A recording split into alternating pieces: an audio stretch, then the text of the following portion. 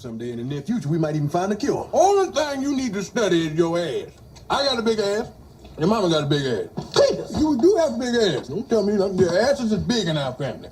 So you need to get used to that. And I don't care what diet you go on, you can sew up your stomach and your asshole, you're going to always be fat. Daddy, all I'm trying to say is that scientific breakthroughs are occurring all the time.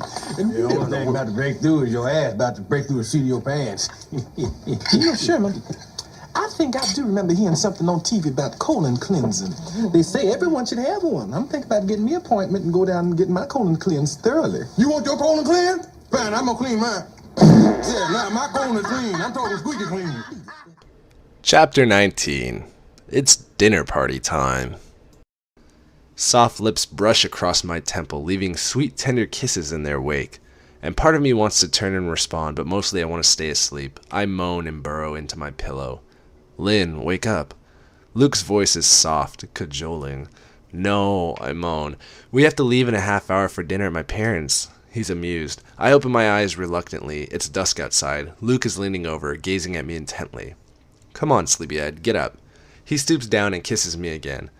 I've bought you a drink. I'll be downstairs. Don't go back to sleep or you'll be in trouble, he threatens, but his tone is mild. He kisses me briefly and exits, leaving me blinking sleep from my eyes in the cool, stark room.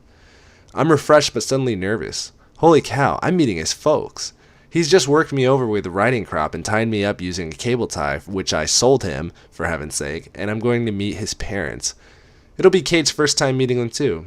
At least she'll be there for support. I roll my shoulders. They're stiff. His demands for a personal trainer don't seem so outlandish right now. In fact, they're mandatory if I'm to have any hope of keeping up with him. I climb slowly out of bed and note that my dress is hanging outside the wardrobe and my bra is on the chair. Where are my panties? I check beneath the chair. Nothing. Then I remember. He squirreled them away in the pocket of his jeans. I flush at the memory. I can't even bring myself to think about it. He was so barbarous. I frown. Why isn't he giving back my panties? I steal into the bathroom, bewildered by my lack of underwear. While drying myself after my enjoyable but far too brief shower, I realize he's done this on purpose. He wants me to be embarrassed and ask for my panties back, and he'll either say yes or no. My inner goddess grins at me. Hell, two can play that particular game. Resolving there and then not to ask him for them and not to give him that satisfaction, I shall go meet his parents, sans culottes. I don't know. Culottes, that sounds right. Fuck it. Without underwear.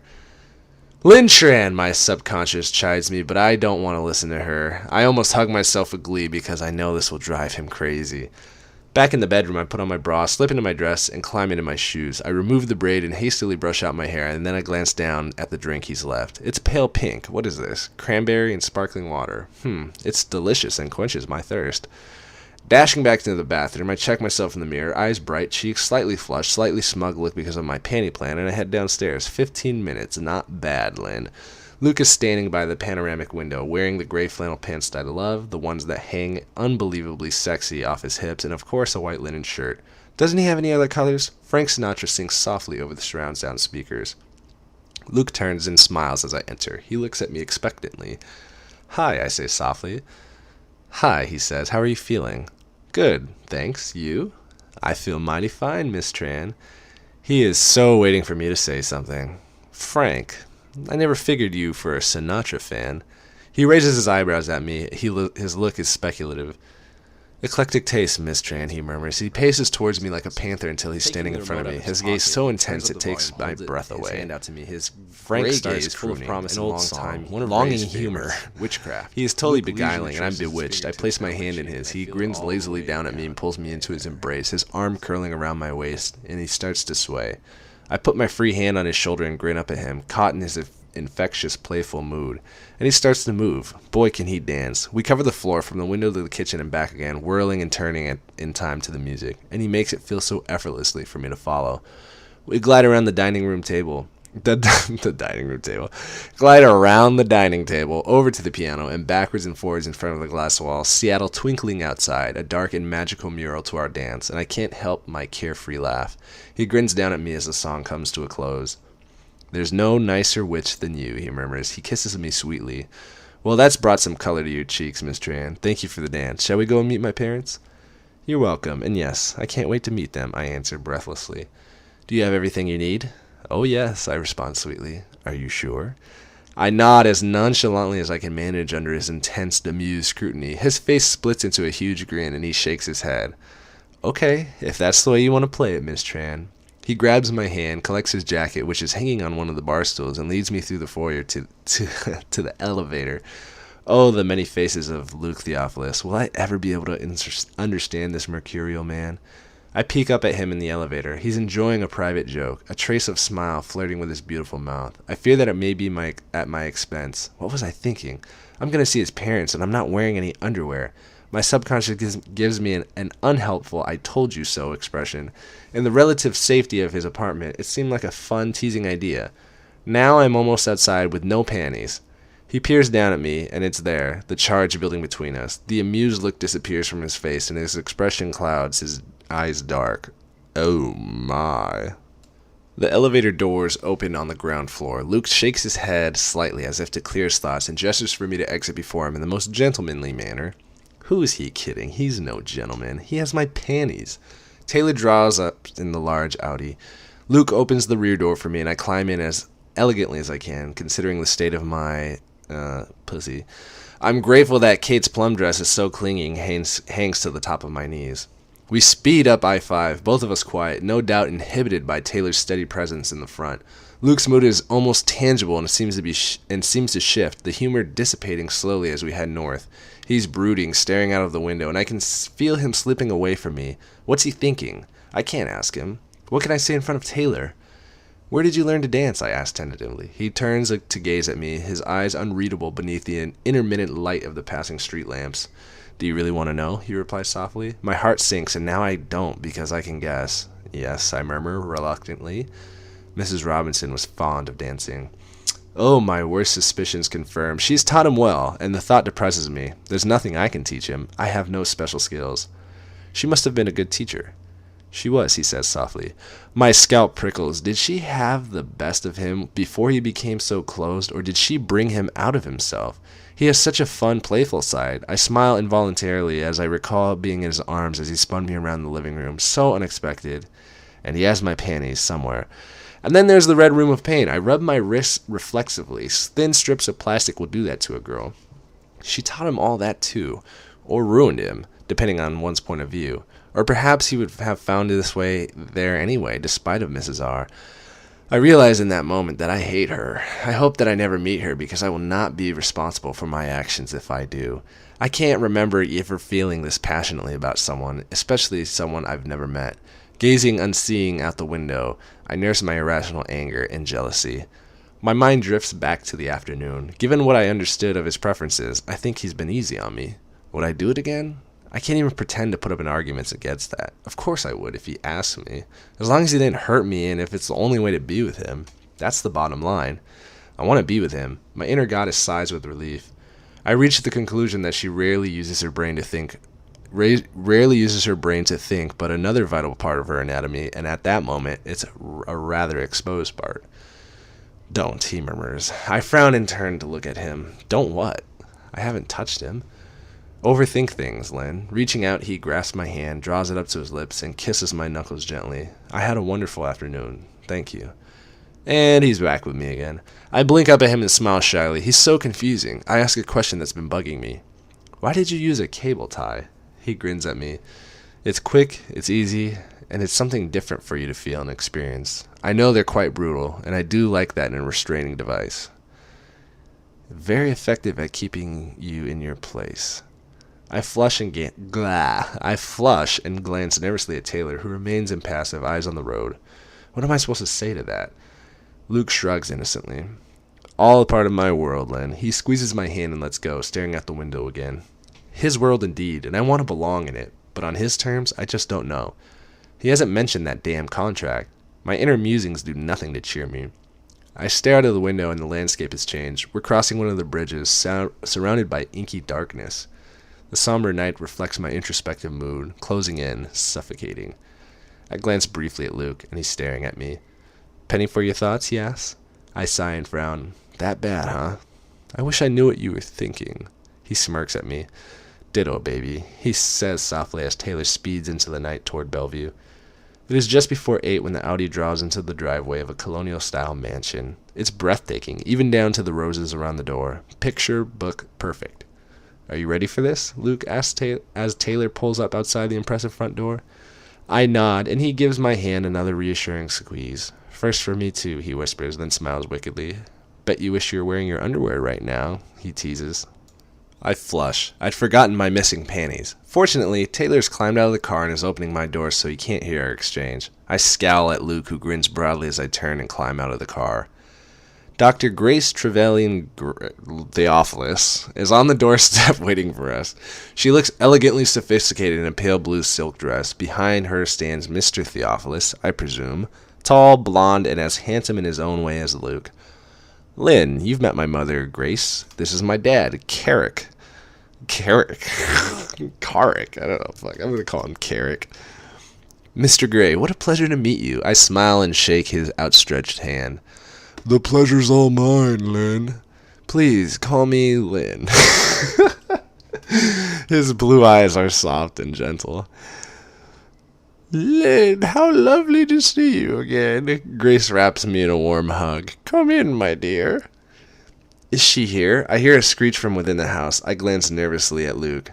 That would be Mia, my little sister, he says, almost irritably, but not quite. There's an undercurrent of affection in his words, the way his voice grows softer and his eyes crinkle as he mentions her name. Luke obviously adores her. It's a revelation. And she comes barreling down the hall, raven-haired, tall, and curvaceous. She's about my age. Lynn, I've heard so much about you! She hugs me hard. Holy cow, I can't help but smile at her boundless enthusiasm. Lynn, please, I murmur as she drags me into the large vestibule. It's all dark wood floors and antique rugs, and a sweeping staircase to the second floor. He's never brought a girl home before, says Mia, dark eyes bright with excitement. I glimpse at Luke rolling his eyes, and I raise an eyebrow at him. He narrows his eyes at me. Mia, calm down. Oh, no, that's Grace. Mia, calm down, Grace admonishes softly. Hello, darling, she says as she kisses Luke on both cheeks. He smiles down at her warmly and then shakes his hands with father. We all turn and head to the living room. Mia's not let go of my hand. The room is spacious, tastefully furnished in creams, browns, and pale blue, comfortable, understated, and very stylish. Kate and Elliot are cuddled together on the couch, clutching champagne flutes. Kate bounces up to embrace me, and Mia finally releases my hand. Hi, Lynn, she beams. Luke, she nods curtly to him. Kate, he's equally formal with her. I frown at their exchange. Elliot grasps me in an all-embracing hug. What is this? Hug Lynn week? This dazzling display of affection. I'm just not used to it. Luke stands at my side, wrapping his arm around me, placing his hand on my hip. He spreads his fingers and pulls me close. Everyone's staring at us. It's unnerving. Drinks? No, how did Mr. Theophilus sound? Drinks? Mr. Theophilus seems to recover himself. Prosecco? Please, Luke and I speak in unison. Oh, this is beyond weird. Mia claps her hands. You're even saying the same things! I'll get 'em! She scoots out of the room. I flush scarlet, and seeing Kate sitting with Elliot, it occurs to me suddenly that the only reason Luke invited me here is because Kate is here. Elliot probably freely and happily asked Kate to meet his parents. Luke is trapped, knowing that I would have found out via Kate. I frown at the thought. He's been forced into this invitation. The realization is bleak and depressing. My subconscious nods sagely, and you've finally worked it out, stupid look on her face. Dinner's almost ready, Grace says as she follows me out of the room. Luke frowns as he gazes at me. Sit, he commands, pointing to the plush couch, and I do as I'm told, carefully crossing my legs. He sits down beside me, but doesn't touch me. We were just talking about vacations, Lynn, Mr. Theophilus says kindly. Elliot has decided to follow Kate and her family to Barbados for a week. I glance at Kate and she grins, her eyes bright and wide. She's delighted. Catherine Kavanagh, show some dignity. Are you taking a break now that you've finished your... Oh, fuck. Are you taking a break now that you've finished your degree? Mr. Theophilus asked. I'm thinking about going to Georgia for a few days, I reply. Luke gapes at me, blinking a couple of times, his expression unreadable. Oh, shit. I haven't mentioned this to him. Georgia, he murmurs. My mother lives there. I haven't seen her for a while. When were you thinking of going? His voice is low. Tomorrow, late evening. Mia saunters back into the living room and hands us champagne flutes filled with pale pink Prosecco. Your good health. Mr. Theophilus raises his glass. An appropriate toast from a doctor's husband. It makes me smile. For how long? Luke asks, his voice deceptively soft. Holy crap, he's angry. I don't know yet. It will depend on how my interviews go tomorrow.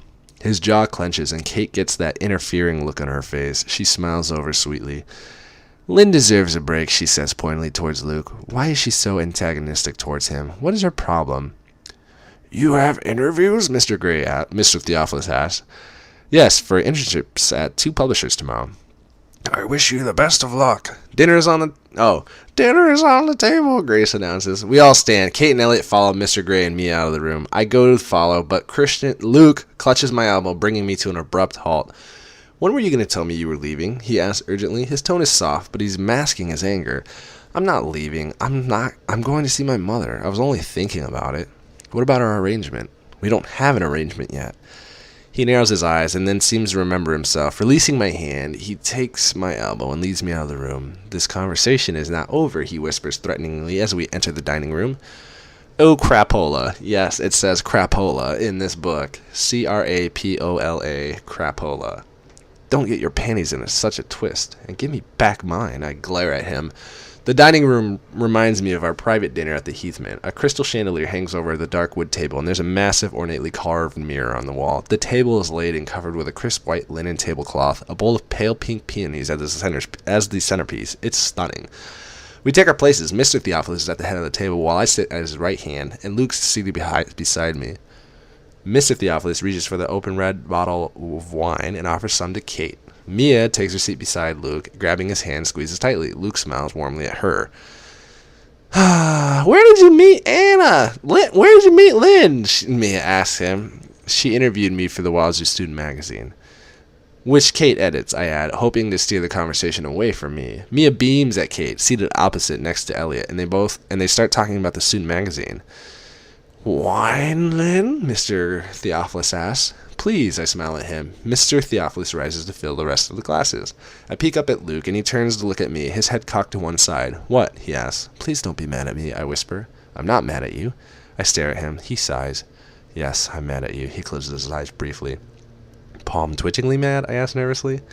What are you two whispering about? Kate interjects. I flush, and Luke glares at her in a butt out of this Kavanaugh kind of way. Even Kate wilts under his stare. Just about my trip to Georgia, I say sweetly, hoping to diffuse their mutual hostility. Kate smiles, a wicked gleam in her eye. How was Jose when you went to the bar with him on Friday? Holy fuck, Kate, you bitch! I widen my eyes at her. What is she doing? She widens her eyes back at me, and I realize she's trying to make Luke jealous. How little she knows. I thought I'd got away with this. He was fine, I murmur. Luke leans over. Palm twitchingly mad, he whispers. Especially now. His tone is quiet and deadly. Oh no, I squirm. Grace reappears carrying 2 plates, followed by a pretty young woman with blonde pigtails, dressed smartly in a pale blue, carrying a tray of plates. Her eyes immediately find Luke in the room. She blushes and gazes at him from under her long mascaraed lashes. What? Somewhere in the house, the phone starts ringing. Excuse me. Mr. Theophilus rises and exits again. Thank you, Gretchen, Grace says gently, frowning as Mr. Theophilus exits. Just leave the tray on the console. Gretchen nods, and with another furtive glance at Luke, she leaves. So the Theophiluses have a staff, and the staff are eyeing up my would-be dominant. Can this evening get any worse? I scowl at my hands in my lap. Mr. Theophilus returns. Call for you, darling. It's the hospital, he says to Grace. Maybe she's dying. Please start, everyone. Grace smiles as she hands me a plate and leaves. It smells delicious. Chorizo and scallops, roasted. Okay, blah, blah, blah. It's food. Whatever. Who gives a fuck? Moments later, Grace returns, her brow furrowed. Mr. Theophilus cocks his head one side. Like Luke. Everything okay? Another measles case. No. Let me redo that. Let me do that. Everything okay? Another measles case. Grace sighs. Oh, no. Yes. Oh, wait. Yes, a child, the 4th case this month. If only people would get their kids vaccinated. She shakes her head sadly and then smiles. I'm so glad our children never went through that. They never caught anything worse than chickenpox. Thank goodness. Poor Elliot, she says as she sits down, smiling indulgently at her son. Elliot frowns mid-chew and squirms uncomfortably. Luke and Mia were lucky. They got it so mildly, only a spot to share between them. Mia giggles and Luke rolls his eyes. So, did you catch the Mariners game, Dad? Elliot's clearly keen to move the conversation on. The hors d'oeuvres are delicious, and I concentrate on eating while Elliot, Mr. Theophilus, and Luke talk baseball. Luke seems relaxed and calm talking to his family. My mind is working furiously. Damn, Kate, what game is she playing? Will he punish me? I quail at the thought. I haven't signed that contract yet. Perhaps I won't. Perhaps I'll stay in Georgia, where he can't reach me. How are you settling into your new apartment, dear? Grace asks politely. I'm grateful for her question, distracting me from my discordant thoughts, and I tell her about her move. As we finish our starters, Gretchen appears, and not for the first time, I wish I felt able to put my hands freely on Luke just to let her know. He may be 50 shades of fucked up, but he's mine. She proceeds to clear the table, brushing rather too closely to Luke for my liking. Fortunately, he seems oblivious to her, but my inner goddess is smoldering, and not in a good way. Kate and Mia are waxing lyrical about Paris. Have you been to Paris, Lan? Mia asks innocently, distracting me from my jealous reverie. No, but I'd love to go. I know I'm the only one at the table who has never left mainland USA. It's a beautiful city, Mia agrees. In spite of the Parisians, Luke, you should take Lynn to Paris, Mia states firmly. I think Lynn would prefer London, Luke says softly. Oh, he remembered. He places his hand on my knee, his fingers traveling up my thigh. My whole body tightens in response. No, not here, not now. I flush and shift, trying to pull away from him. His hand clamps down on my thigh, stilling me. I reach for my wine in desperation. Little Miss European Pigtails returns, all coy, glances and swaying hips, with our entree, the beef Wellington, I think. Fortunately, she gives us our plates and then leaves, although she lingers, handing Luke his. He looks quizzically at me as I watch her close the dining room door. So what was wrong with the Parisians? Elliot asked his sister. Didn't they take to your winsome ways? No they didn't. And Monsieur Flaubert, the ogre I was working for, he was such a domineering tyrant. I sputter into my wine. Lynn, are you okay? Luke asks solicitously, taking his hand off of my thigh. Humor has returned to his voice. Oh, thank heavens. When I nod, he pats my back gently, and only removes his hand when he knows I've recovered. The beef is delicious, blah, blah, blah.